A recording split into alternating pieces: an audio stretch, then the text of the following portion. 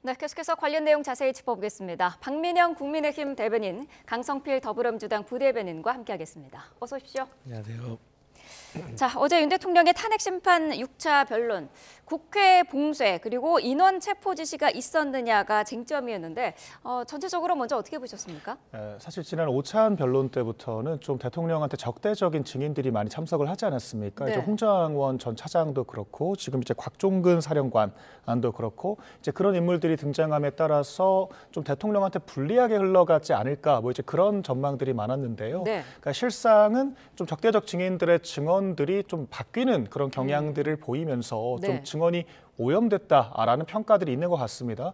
이에 대해서 일부 헌법재판관들도 이 증언들의 신빙성에 대해서 지적을 하는 모습들을 보였었고요. 그런 측면에서는 조금 더 이 대통령이 국회 봉쇄를 시도한 것이 정말 의도가 있었고 실현 능력이 있었느냐에 대해서 좀 따져볼 만해진 상황이 되지 않았을까라고 저는 생각을 했습니다. 네, 과거에 이 증언들이 됐었던 그런 부분들이 있었다라고 지적을 해주셨는데 어떻게 보시나요? 근데 이제 과거의 진술이 오염이 됐느냐 안 됐느냐는 사실 사건 직후에 있었던 최초의 진술부터 지금까지의 입장이 변했느냐의 차이거든요. 네. 그런데 이제 사실 검찰 진술과 관련해 가지고는 대부분의 주요 임무 종사자들이 일관적인 진술을 하고 있습니다. 다만 헌법재판소에 나왔을 때는 어쨌든 본인의 형사재판에 대해서 불리한 증언이 될 수 있기 때문에 답변을 거부했던 것이고요. 그러한 가운데서도 윤석열 대통령과의 어떤 관계 속에서 윤석열 대통령에게 조금 다소 유리한 어떤 답변을 할 수 있는 부분에서는 그렇게 하려고 하는 모습들이 보였지만 네. 결국에는 또 그렇지 않은 분들도 있었고, 예를 들어 홍장원 국정원 1차장이라든지 곽종근 전 특수사령관인데 어쨌든 이런 분들은 결국에는 일관성을 가지고 제대로 답변을 했고, 다만 아쉬운 점은 결국에는 그 지금의 탄핵 심사의 본질은 윤석열 대통령이 국회의 계엄 해제를 방해했느냐 안 했느냐, 그러면 방해를 했다고 하면은 하기 위해서 국회의원들의 체포를 지시했느냐 안 했느냐, 사실 이게 쟁점이거든요. 네. 그런데 이 쟁점을 좀 벗어나서 지역적인 뭐 단어의 문제라든지 뭐 어떤 그 끌어내라 했냐, 뭐 끄집어내라고 했냐, 인원이냐, 의원이냐, 요원이냐, 뭐 이런 조금 지역적인 모습으로 가는 것이 조금 안타까웠다, 이런 모습입니다. 곽종근 전 사령관이 어제 핵심 증인 중에 한 명이었는데 윤석열 대통령이 당시에 국회 문을 부숴서라도 들어가라라고 했다. 또 들어가서 인원들을 끄집어내라고 했다라는 부분을 확인을 해줬습니다. 국회 측에서는 이 발언에 대해서 어떻게 평가하고 있나요? 이제 뭐 곽종근 그 전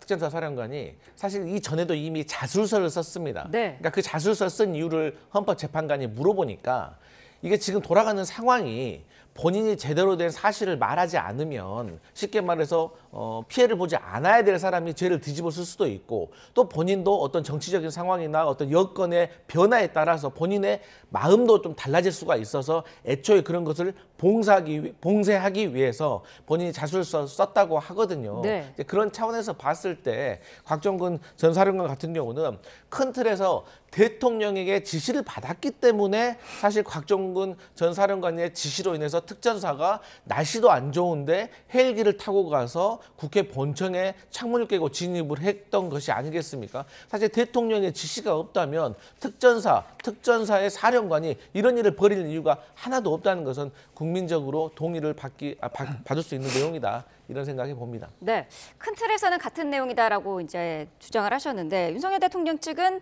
이게 사실 세부적인 내용으로 들어갔을 때 단어 사용이라든지 이런 부분에서 조금씩 그 과거의 증언이나 자술서에서는 좀 달라진 부분이 있다, 이렇게 지적을 하고 있지 않습니까? 네, 맞습니다. 좀 지엽적인 부분이다라고 표현을 하셨지만 네. 법적으로는 어떤 대상에 대해서 누가 지시를 했는지가 굉장히 중요하지 않겠습니까? 그런데 곽종근 사령관이 사용하는 표현 자체가 인원, 요원, 의원 이렇게 계속해서 바뀌고 있는 상황이거든요. 네. 그런데 이게 그 변론 기일에서만 그랬던 것이 아니라 2월 4일 국조특위에서도 곽상근 사령관이 처음에는 요원, 의원 둘 다를 빼라는 지시를 받았다라고 이야기를 했습니다. 네. 그런데 이 의원을 끌어내라는 것은 김용현 전 장관이 지시를 한 것이다. 대통령의 지시가 아니었다라고 한번 말을 바꿨고요. 또 마지막에는 요원을 빼라는 것은 지시가 아니라 본인의 판단이었다. 또 이렇게 증언을 바꿨습니다. 네. 그래서 국조특위에서도 왜 자꾸 말이 바뀌냐, 이런 지적이 있었던 것이고요. 네. 또한 이 변론 기일에서도 처음엔 대통령이 또 지시했다라고 이야기를 하더라고요. 그런데 또 두 번째는 나는 대통령이 지시했다는 말을 한 적이 없다. 이런 좀 횡설수설하는 모습들을 보였고 마지막에는 장관한테 지시를 받았다. 이렇게 얘기를 했거든요. 그런데 이 곽종근 사령관 같은 경우에는 말이 계속 바뀌는 것도 문제인데 그 김병주 민주당 최고위원 있지 않습니까? 네. 과거 김병주 위원의 참모였다라는 이제 이 의혹들이 제기가 되면서 의혹이 아니라 이건 팩트죠. 그리고 또 그런 김병주 의원한테 회유되었다. 그러니까 박범계 의원을 포함한 민주당 의원들로부터 공익 제보자로 지정을 해줄 테니 민주당에 유리한 주장을 해달라는 식으로 좀 포섭이 됐다라는 그런 의혹들이 좀 제기가 되고 있는 상태거든요. 네. 그러니까 전반적으로 진술의 신빙성이 떨어지는 가운데 좀 정치적으로 그런 발언들을 해왔고 이제 와서는 좀 오락가락하는 모습을 보이는 게 아닌가라는 지점이고요. 이에 대해서 진술의 신빙성이 떨어지는 만큼 이분들의 말만을 가지고 사건을 단정하기는 어려워졌다. 네. 저는 그렇게 보고 있습니다. 김병주 의원의 회유당했다는 주장을 언급을 해주셨는데 민주당 입장을 들어봐야 될 것 같아요. 그러니까 어제도 이제 조국혁신당의 박은정 의원이 말을 했는데 계속해서 국민의힘에서 민주당에게 지금 곽종근 사령관이 회유당했다라고 말을 하고 있는데 네. 이미 이게 검찰의 진술을 다 끝낸 이후에 또 본인의 자술서를 작성한 이후에 있었던 일이기 때문에 이것은 민주당에게 당했다는 것은 조금 시간상으로 맞지가 않는 것이고 결과적으로 곽종근 그 전 사령관이 어제도 말을 하잖아요. 본인이 그런 사실을 말하기로 결심한 것은 본인이 사실을 말하지 않으면 본인의 부하들이라든지 다른 군인들이 피해를 볼 수 있겠다. 그리고 저는 개인적으로 이 곽종근 전 사령관이 속내가 예를 들어서 김용현 전 국방부 장관이 곽종근 전 사령관한테 검찰 진술 같은 거 받을 때 비아폰으로 우리가 통화를 했기 때문에 걱정 말고 당당하게 가라. 라고 말했다는 거 아니겠습니까? 근데 오히려 곽종근 전 사령관은 이렇게 뭔가가 제대로 객관적으로 밝혀지지 않는 상황으로 계속 가게 된다면 혹시라도 본인이 모든 걸 다 뒤집어 쓸 수도 있겠구나라는 어떤 위험한 마음을 느꼈던 것 같아요. 네. 그렇기 때문에 그런 것도 작동을 해서 곽종근 전 특전사 사령관이 사실대로 말하고 있다라고 좀 보여지고요. 그런데 민주당 회의하고는 좀 시간상으로도 맞지가 않고 결과적으로 지금 대통령이 어쨌든 곽종근 전 사령관에게 지시를 했냐 안 했느냐에 따라서는 중요한 두 가지 포인트가 있습니다. 하나는 의결 종족수와 하나는 150명이거든요. 네. 그러니까 여기에 대해서는 김현태, 그러니까 윤석열 대통령 그다음에 곽종근 특전사 사령관 그 아래 특수전 임무 단장, 그러니까 김현태 단장도 다 들었다고 하기 때문에 조금 단어의 차이는 있겠지만 결과적인 큰 틀에서는 똑같은 말이다 이런 말씀 드리겠습니다. 네, 인원, 의원, 요원 이 부분이 계속 이제 혼재가 되면서 정영식 재판관도 이 바뀌는 진술에 대해서 질문을 어제 집요하게 했는데요. 결과적으로는 곽 전 사령관이 들은 거는 인원인데 정황상 의원으로 이제 본인이 판단했다는 거고요. 윤석열 대통령이 그 이후에 직접 진술을 통해서 본인은 인원이라는 단어를 써본 적이 없다 이렇게 또 밝히기도 했어요. 네, 맞습니다. 인원이라는 표현 자체가 저 군대에서 부대원들을 지칭할 때 주로 사용하는 표현이거든요. 네. 그러니까 윤 대통령 같은 경우에는 또 따로 군대를 전역하지 않았었기 때문에 평상시에도 인원이라는 표현을 사용할 일이 거의 없을 거다라고 생각을 하고요. 또한 안에 있는 사람들을 구체적으로 지칭한다라고 해도 의원이면 의원, 요원이면 요원이지 이렇게 포괄적인 표현을 사용할 가능성이 굉장히 적거든요. 네. 그러니까 이에 대해서 곽종근 사령관이 나는 인원들을 지칭하는 것으로, 그러니까 그 인원이라는 표현이 의원들을 지칭하는 것으로 생각을 했다라고 표현을 했습니다. 그러니까 그렇다는 것은 본인도 정확한 표현을 기억하지 못한다라는 건데 계속해서 대통령이 이런 지시를 했다 저런 지시를 했다라고 말이 바뀌고 그 지시한 대상 자체도 김영현 전 장관이라고 했다가 대통령이라고 했다가 말이 바뀌니까 네. 대통령 측 입장에서는 증언의 신빙성이 없다라고 판단할 수밖에 없는 것이죠. 또 그런 것들이 그 지난 바이든 날리면 이때도 같은 주장을 하지 않았었습니까? 아니 미국 의회를 지칭하면서 국회라는 표현을 쓸 리가 없지 않냐. 그러니까 그런 측면에서 봤을 때 또 MBC의 그런 또 보도가 잘못됐다라고 법원 판결까지 나온 상황이거든요. 그렇기 네. 때문에 저희가 특히 지금은 저희가 정치적인 싸움을 하는 게 아니지 않습니까? 법정 다툼을 하는 것이기 때문에 정확하게 누구를 지칭하는 것인지 분명하게 규명되어야 한다라고 생각을 하고요. 네. 이 곽종근 사령관의 이 주장을 뒷받침할 만한 추가적인 증거가 나오지 않는다라고 하면 그 증언의 신빙성을 법원에서도 재판관들 사이에서도 인정하기 어렵지 않을까라고 저는 생각합니다. 생각을 합니다. 네, 말씀하신 부분, 윤곽근 변호사도 이 부분을 강조를 했어요. 이렇게 그 단어 사용 자체가 좀 많이 변하면서 증언 전체에 대한 신빙성에 약간 우려를 표했거든요. 이 부분은 어떻게 보세요? 일단 그 대통령께서 인원이란 말을 본인은 평소에 사용하지 않기 때문에 그 곽종근 전 사령관의 진술이 잘못됐다라고 말씀하시는데 그렇지가 않습니다. 그러니까 우리가 저는 평소에 저도 인원이란 말을 쓰지 않습니다. 하지만 만약에 제가 국회에 있을 때도 뭐 국방부 관련된 그리고 뭐 특전사 관련된 사람들과 어떤 얘기를 하다 보면 그들에게 이해를 더 쉽게 하기 위해서 그들에게 지시를 더 원활하게 정확하기 위해서 그들의 언어를 쓸 수 있는 거거든요. 그러니까 대통령께서 인원이란 말 자체를 아예 모르고 있다고 하면 그 말이 맞을 수가 있지만 네. 본인도 인원이란 말이 무슨 뜻인지는 알고 있고 평소에 그 말을 잘 쓰지 않을 뿐이기 때문에 충분히 상대방의 언어로 지시를 내렸을 수 있다고 생각을 하고요. 또 인원이란 말이 제가 아까 말씀드렸지만 별 중요한 문제가 아닌 겁니다. 결국에는 대통령이 곽종근 전 사령관에게 체포 지시를 내렸는지 그리고 곽종근 전 사령관이 김현태 본인의 부하에게 그 지시를 내렸는지가 중요한 것이고요. 또 이 외에도 그럼 대통령이 곽종근 특전사 사령관에게만 지시를 내린 게 아니잖아요. 이진우 수방사령관이라든지 여인영 방책사령관, 홍장원 국정원 1차장, 그리고 조지호 경찰청장 여러 명에게 동일한 비슷한 지시를 내렸기 때문에 이 정황들을 전체적인 상황으로 봐야지 단순히 인원이란 말을 썼냐 안 썼냐는 제가 다시 한번 말씀드리지만 중요한 문제가 아니다. 이런 말씀 드리겠습니다. 네. 대통령은 또 홍장원, 곽종근 때문에 탄핵 공작이 시작됐다라고도 언급을 했습니다. 민주당 김병주 의원 유튜브에 출연하면서 이 탄핵 공작이 시작됐다는 그런 주장인데 이 발언은 어떻게 보세요?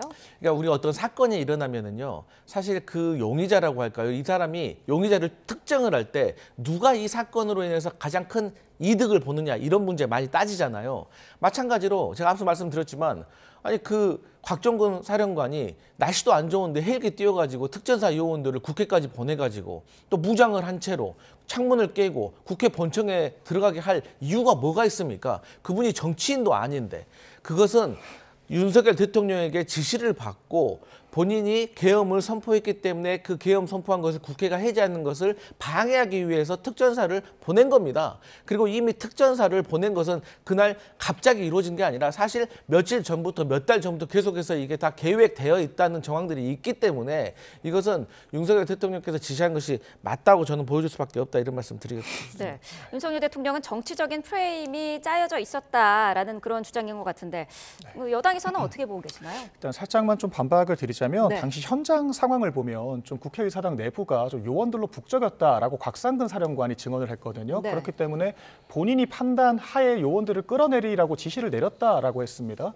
그렇기 때문에 지금 이게 국회를 실제로 봉쇄하려고 했느냐, 의사 진행을 방해할 의도가 있었느냐가 중요한 것이기 때문에 그 요원들을 끌어내린 것인지 의원들을 끌어내린 것인지가 분명하게 밝혀져야 한다라고 생각을 하고요. 또한 이 홍장원 차장 같은 경우에도 좀 증언이 많이 바뀌는 그런 경향이 있었습니다. 그러니까 일단 그 12월 3일 날에는 조태용 원장한테 본인이 대통령이 누구누구를 체포하라는 지시를 본인이 들었다라고 분명하게 보고를 했는데 묵살당했다라고 주장을 했습니다. 네. 그런데 12월 6일 정보위에서는 그런 얘기는 자신이 오늘 정보위에 보고할 때까지는 자신밖에 몰랐다라고 이야기를 했습니다. 그런데 또 국조특위나 지금 헌법재판소에 가서는 말이 또 바뀐 것이 그런 누구누구를 끌어내라는 지시를 본인이 들은 것이 아니라 사령관을 지원하라고 들었는데 그 사령관으로부터 그런 말을 들은 것을 자신은 대통령이 지시했다라고 생각을 했다라고 말을 바꿨습니다. 네. 그런데 이게 말만 바뀐 것이 아니라 좀 실질적으로 대통령이 국정원은 체포 검거 능력이 없거든요. 그렇기 때문에 국정원 차장한테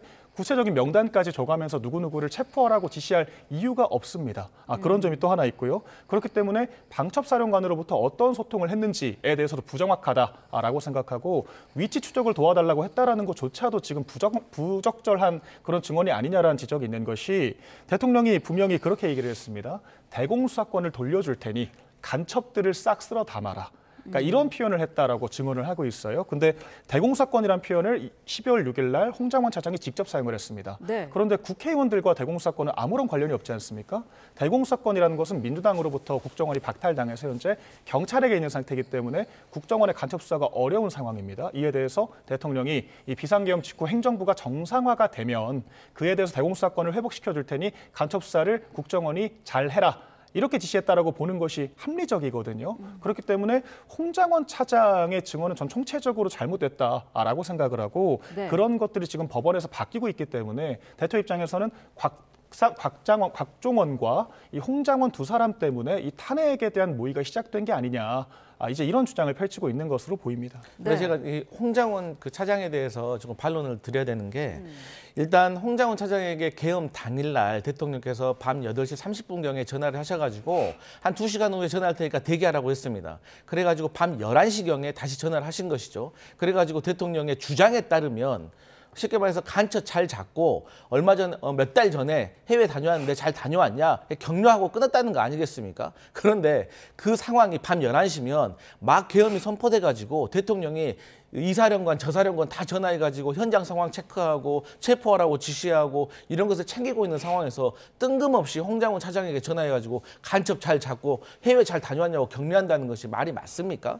이거 정황상으로 말이 맞지 않고 또 홍장원 차장에게 대통령이 직접 지시하지 않았다고 하더라도 어쨌든 그 방첩사를 잘 도우라고 했잖아요. 그래서 방첩사령관한테 전화하니까 체포 명단 불러줬다는 거 아닙니까? 그런데 홍장원 차장이 메모한 것과 그 방첩사에서 나온 그 체포 명단이 거의 일치한다는 거 아니겠습니까? 그리고 또 이진우 수방사령관 같은 경우도 부관이 옆에서 비아폰을 가지고 있다가 VIP 대통령이라고 전화가 와서 바꿔줬는데 이진우 사령관에게도 체포하라고 막 윽박질렀다는 거 아니겠습니까? 근데 너무 조용해가지고 다 들었다는 거 아닙니까? 그리고 국정원은요 체포 능력이 있습니다. 국정원이 간첩 잡으러 다니는데 체포 능력이 없으면 그게 국정원입니까? 그렇기 때문에 그 홍장원 국정원 1차장이 대통령과 다른 어떤 배치된 주장을 하고 있기 때문에 대통령이 곽정근 전 사령관과 함께 엮어가지고 뭐 탄핵 공작이다라고 주장하는데 이것은 정황상 맞지 않다 이런 말씀 드리겠습니다. 조금만 사실관계를 좀 바로잡아야 할 부분들이 있는데 네. 그 국정원의 그 체포 검거 능력이 없다라는 것은 지난 5차 변론에서 정영식 재판관이 분명하게 질문을 했습니다. 국정원에 그런 능력이 있느냐라고 했을 때 홍장원 차장이 스스로 그럴 능력이 없다라고 했습니다. 국정원은 검거 능력이 없고 경찰 등과 공조해서 그렇죠. 그런 행위를 할 수만 있기 때문에 위치 추적만 가능하다라고 분명하게 얘기를 했다라는 점 일단 말씀드리고 이에 대해 여인영 사령관과 말이 맞다라고 하셨지만 여인영 사령관은 홍장원의 인터뷰가 이상하다. 라고 다른 증언을 했다는 점 또 하나 말씀드리고요. 윤석열 대통령이 사실 비상계엄을 발표할 때, 선포할 때부터 반국가 세력과 간첩에 대해서 여러 차례 이야기를 했습니다. 또한 지금 창원 간첩 사건 아직 지금 제대로 수사가 이루어지지 못하고 있는 상태고요. 네. 민주당의 전직 간첩 행위를 도왔다라는 혐의로 작년에 15년형을 또 받은 그런 사례가 있었지 않습니까? 그렇기 때문에 윤 대통령이 대공수사권을 언급하면서 간첩 수사를 하라고 했다는 것은 여러 정황으로 봤을 때 굉장히 합리적인 전 주장이라고 생각을 했습니다. 네. 자, 증언이 바뀐 인물이 또 있었습니다. 김현태 707 부대 특임단장인데 지난 12월에 기자회견을 통해서 양심 선언을 한 인물이기도 했죠. 국회 봉쇄를 하라는 지시를 받았지만 의원 출입을 차단한 적은 없었다라고 얘기를 하더라고요. 그러니까 이제 김현태 특임 단장은 어제 한 3가지 정도를 확정적으로 얘기를 했습니다. 첫 번째, 국회의원을 체포하라는 지시는 받은 적이 없고 네. 국회를 확보하고 방어하라고 이렇게 지시를 받았다고 합니다. 네. 하지만 두 번째, 의결 정족수와 150명에 대해서는 들었다는 거 아니겠습니까? 그런데 이제 이분이 결론적으로 군인이다 보니까 어떤 국회 의사 진행이라든가 의결 정족수에 대한 개념은 조금 부족했던 것 같습니다. 하지만 그 단어는 명쾌하게 들었다는 것이죠. 그리고 또 인정을 하고 있는 게 무엇이냐면 어쨌든 간에 곽종근 특전사 사령관과 첫 번째 그 테이저건 사용 그리고 공포탄 사용 그리고 단전 단수에 대해서 논의를 했다는 거 아니겠습니까? 그러면 곽종근 특전사 사령관은 이것을 왜 김현태 특임단장하고 상의를 했냐라고 물어보니까 결국에 대통령께서 국회의 계엄 해제를 방해하라는 취지로 국회의원을 체포하라, 끌어내라 이렇게 지시를 하셨는데 그러니까 그 지시를 받고 나니까 본인의 머릿속에서는 3가지 정도의 방법이 생각났다는 거 아니겠습니까? 네. 그러니까 그 3가지 방법이 앞서 말씀드린 그 3가지인 것이고 거기에 대해서 현장에 있는 김현태 단장과 협의를 했던 것이고 김현태 단장이 지금 여건상 그건 불가능하다라고 말을 해서 본인도 거기를 그래서 중지하라고 했고 나중에 계엄이 해제됐기 때문에 거기에서 철수하라고 했다. 이런 거기 때문에 저는 김현태 단장 같은 경우가 그냥 사실 그대로를 말하고 있다고 보고 있고 그 사실 속에 하나가 의결 정족수 150명 이것은 곧 대통령의 체포 지시가 있었다로 이어진다고 봅니다. 네, 12월에는 의원 150명이라고 했었는데요. 어제는 김현태 특임단장은 150명을 넘으면 안 된다. 없다라고 들었다고 했어요. 국회의원이라는 단어는 듣지 못했다라고 했고요. 네. 끌어내라라는 단어도 없었다라고 했고 또 케이블 타이 용도도 지난 그 12월에는 인원을 포박할 수 있으니 잘 챙기라고 했었는데 어제는 문봉쇄의 용도였다. 이렇게 너무 많이 좀 달라진 것 같거든요. 네, 맞습니다. 어제 김현태 단장 같은 경우에는 150명이 되면 안 된다던데 정도의 좀 모호한 그런 이야기만 들었다라고 하고 그에 네. 대해서 구체적으로 누구누구를 끌어내라는 식의 지시를 받은 적은 없다라고 증언을 하지 않았습니까? 네. 또한 이게 어제 탄도 가져가지 않았고 전혀 사용할 의도가 없었다라고 또 증언을 했고요. 이는 현장 지휘관들의 증언과도 일치하는 내용이죠. 그래서 국회를 봉쇄하려고 했던 것이 아니라 이제 국회를 외부의 침입으로부터 보호하려고 했다. 이런 식의 주장을 펼치고 있습니다. 네. 실제 그 12월 3일 현장 상황을 생각해 봤을 때도 민주당 의원 단톡방에서도 신분증을 보여주면 들여보내준다라는 이야기가 있었거든요. 네. 그러니까 과연 국회의원들의 출입을 적극적으로 막을 의사가 있었냐라고 했을 때 의도성으로 보나 실제 상황으로 보나 좀 그렇지 않았다라는 게 전 설득력이 있다라고 생각을 했고요. 또한 이 김현태 또 단장이 이 얘기를 했습니다. 그 박범계 의원이 과거에 곽종근 사령관과 같은 자리에서 그 똑같이 이 공익제보자를 신청해준다라고 회유를 하면서 신청서를 같이 쓰라는 권유를 받았다. 그래서 얼결에 쓰게 됐다라고 이야기를 했습니다. 그에 대해서 이제 12월 9일 날 양심 선언한 내용에 대해서 그 배경이 일부 민주당의 회유에 의한 것이었다라는 이런 지점들을 암시했다라고 저는 생각을 하거든요. 네. 그러니까 실질적으로 이분의 어떤 유인으로 봐도 12월 9일 당시에는 좀 혼란스러운 상황에서 민주당의 여러 회유들이 있었던 것으로 보이고요. 그러니까 그런 증언과 비교했을 때 사실 어제 변론기일에서 했던 증언들은 본인이 지금 내란죄 형사재판까지 진행을 하고 있지 않습니까? 내란죄 형사재판에서 불리할 수 있는 상황을 감내하면서도 이런 증언들을 했다라는 점에서 이분이 진실을 말할 가능성이 높다라고 저는 생각을 하거든요. 왜냐하면 네. 어제는 본인 재판이 아니었기 때문에 원하지 않는다라면 증언을 거부할 수도 있었습니다. 그럼에도 불구하고 적극적으로 반론을 펼쳤다라는 점 또한 이 가짜뉴스 때문에 대원들이 힘들어하고 있다라고 언급을 하면서 지금 좀 민주당 주도의 좀 과도한 여론전에 대해서도 지적을 하는 모습들을 보였다는 점을 봤을 때는 사실 그 곽종근 사령관, 홍장원 차장 외에는 저는 같은 얘기를 하고 있다라고 판단을 했습니다. 네. 근데 제가 발로 안 들을 수가 없는 게 그 탄핵 심판에서 김영도 재판관이 그 김현태 단장에게 물어봅니다. 끌어내란 말을 듣지 못했다고 하는 거예요. 그러니까 재판관이 아니, 검찰 조서 보니까 끌어내란 말 들었다고 하는데요? 라고 하니까 바로 그럼 그게 맞습니다라고 바꿉니다. 그러니까 결론은 끌어내란 말 들었다는 거예요. 그리고 이분이 김현태 지금 단장은요. 형사재판 안 받고 있어요. 이분 참고인 신분입니다. 그래도 형사재판하고 상관이 없습니다. 그리고 결국에는 이 김현태 단장이 결과적으로 지금 말씀드리고 있는 것은 의결 종족수와 150명 끌어내라. 이 세 가지는 재판관 앞에서도 들었다고 얘기했기 때문에 저는 이 부분은 대통령의 지시가 있었던 걸로 보여집니다. 네. 자, 증인들의 단어 사용이나 진술 내용 등이 조금씩 바뀌는 부분들이 탄핵 심판에 어느 정도 영향을 미칠지는 잠시 뒤에 변호사와도 자세히 짚어보도록 하겠고요. 어제 마지막 증인으로는 박춘섭 대통령실 경제수석이 나왔습니다. 대통령 측의 증인이었고 참모로서는 헌재 처음으로 출석을 한 건데 정부의 예산 삭감을 여야 합의 없이 야당 단독 처리한 게 비상계엄의 원인이다라고 언급을 했어요. 어떻게 보셨습니까? 근데 이제 어제 그 탄핵 심판에서 또 핵심이 박춘섭 이 경제수석의 진술인데요. 참 이게 희한하더라고요. 대통령께서 비상계엄을 선포한 가장 큰 이유 중에 하나가 예산 삭감이잖아요. 그런데 경제수석, 그러니까 대통령실에서 경제를 총괄하는 경제수석하고 예산 삭감에 대해서 협의를 한 적이 없다는 겁니다. 그리고 두 번째로 대왕 고려와 관련해 가지고도 그 예산 삭감이 그 국회에서 됐다고 하는데 사실 1시간 전에 정부에서 대왕 고려 1차 시추 결과에 대해서 경제성이 없다고 말을 했잖아요. 그리고 또 초급 간부와 관련된 어떤 근무 비용과 관련해 가지고도 국회가 예산을 편성을 하지도 않았습니다. 그런데 삭감을 했다고 대통령은 알고 있고요.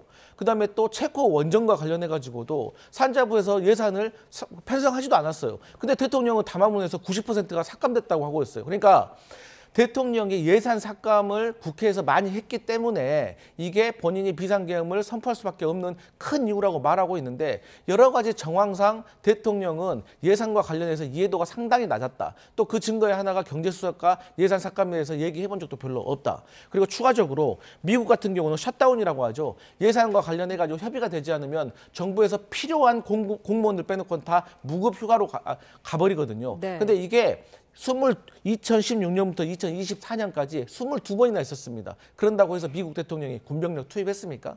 그래서 이것은 윤석열 대통령이 비상계엄을 선포한 것에는 저희 민주당이 의심하고 있는 것처럼 어떤 김건희 특검을 막기 위해서 한동훈 대표와 친한동훈계가 민주당이 제안한 그 특검 김건희 여사 특검법에 대해서 찬성할까 봐 여기에 대해서 두려워서 그런 것이 아닌가 이렇게 의심할 수밖에 없습니다. 반론이 있으실 것 같아요. 네, 이건 좀 사실관계를 바로잡아야 될 것 같은데 경제수석은 말 그대로 경제를 담당하는 경제 관료입니다. 네. 그렇기 때문에 예산에 관련해서만 증언을 했다, 국한적인 얘기를 했다라는 점 저희가 전제하고 봐야 할 것 같은데요. 네. 그러니까 이런 부분들을 이 예산 삭감 문제를 비상계엄과 결부시켜서 대통령한테 보고한 적은 없다라고 했던 것이지 이 예산 삭감 자체는 비상계엄의 원인이 되었을 것 같다라는 얘기는 또 했다라는 점 분명히 해야 될 것 같습니다. 네. 또한 실제로 그 윤갑근 변호사가 바로 즉시 좀 정정을 했던 내용이 예산 삭감은 일부의 원인이었을 뿐이다. 그러니까 국무위원들을 줄 탄핵하고 마지막에는 이 감사원장까지 탄핵을 하겠다라고 하면서 정말 행정부가 극한의 상황에 몰렸다는 점을